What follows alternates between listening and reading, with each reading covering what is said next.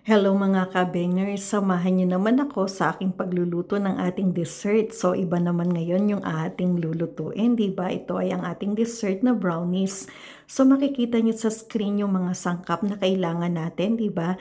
And then syempre, bago ang lahat, kailangan muna nating salain yung ating mga dry ingredients. Una na nga dyan yung ating flour, right? So ayan, para at least hindi natin or maano yung mga buo-buo ng ating flour, and then hindi ko na nga rin pala naipakita sa inyo kung paano ko sinala yung ating cocoa powder, 'di ba? And then pagka ano ko nga niyan, syempre nilagay na rin natin yung brown sugar, salt, and then yung ating ground coffee, and then syempre minix lang natin siya ng todo-todo, 'di ba? Pagka ito ay well blended na or well mixed na yung mga dry ingredients natin, syempre unti-unti nating ibuhos yung ating evaporated milk, 'di ba? So ayan na nga, nakita niyo kung paano kung binubuhos ito, at then makikita niyo rin yung transformation ng color ng ating mixture, 'di ba? At ayan na nga, so habang hinahalo-halo natin, nagiging dark ang color ng ating niluluto or lulutuin. And then syempre pag alam ko na nga na okay na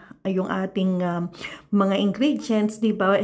Inon na natin yung heat, pero ito ay nasa medium heat lang, 'di ba? And then wag natin kalilimutan na ito ay halu-haluin ng husto, 'di ba? Para hindi manikit. At syempre, nung talagang well blended na at then at mainit, nilagay na natin yung ating butter, 'di ba? So syempre, alaga lang tayo sa ating paghahalo, 'di ba, para hindi naman masunog yung ating niluluto. And then of course, ayan na po, 'di ba? Talaga naman po nakita nyo na yung pagkakaiba na, 'di ba? Yung habang hinahalo natin, so medyo unti-unti na siyang humihiwalay sa kawali, 'di ba? At ayan, pag alam niyo na okay na talagang sticky na sila, 'di ba? Luto na ito. And then syempre kailangan nating i-transfer sa ating aluminum tray. So, dalawang aluminum tray ang nagamit ko dyan, diba? At ayan na nga, pinapatag-patag natin yung ibabaw niyan, diba? And then, pagkatapos kahit pala niyan, nagpainit ako sa microwave ng ating evaporated milk, and then pagkainit nga, nilagay ko yung ating chocolate chips, diba? Kasi wala akong bar chocolate, kaya chocolate chips ang nilagay ko. And then syempre hindi ako nasihan, nagdagdag na rin ako ng Nutella, diba? Nang sa gayon ay talaga naman po maging dark pa siya, talagang chocolate na chocolate yung kanyang lasa. At ayan na nga, diba, natunaw ng totally yung ating pang-ibabaw o yung toppings natin, diba? Syempre kailangan nating ipahid ito at nang malagyan ng lahat, diba? At ayan na nga, my God, napakasarap yan pa lang. At habang mainit pa yan, syempre ilagay na natin sa ibabaw yung ating chocolate chips.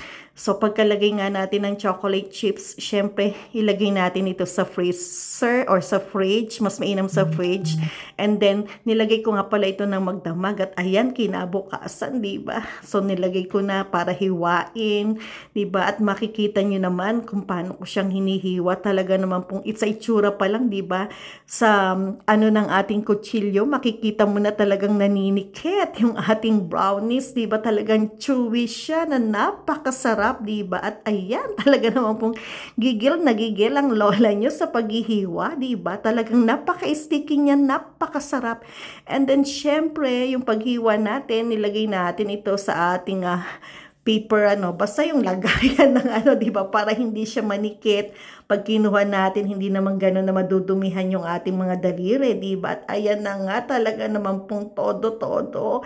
Diba, yung ang sarap talaga niya, napaka-chocolate na chocolate talaga, diba? And then, syempre, lagyan na natin ng maayos sa ating tray. And then, ayan na nga, kailangan nating tikman, diba?